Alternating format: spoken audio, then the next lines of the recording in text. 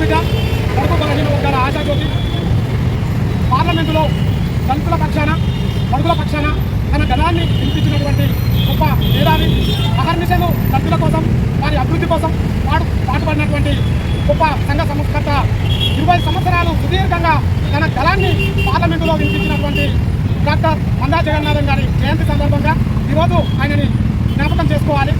ఇక్కడ మీకు ఒక గొప్ప విషయం చెప్పాలి. ఏంటంటే డాక్టర్ మందా జగన్నాథం గారు తన దగ్గరికి ఎవరు వెళ్ళినా కానీ ఆ యొక్క సమస్యకి పరిష్కరించే విధంగా, అదేవిధంగా విద్యార్థులు తన దగ్గరికి వెళితే మీరు ముందుగా భారత రాజ్యాంగాన్ని బాగా చదవాలి, చదివితే ఉన్నత స్థాయిలోకి మీరు వెళ్ళవచ్చు అని ఆయన ఆ రోజు చెప్పడం జరిగింది. అలా ఎంతోమంది విద్యావంతులని తయారు చేసినటువంటి గొప్ప మేధావి.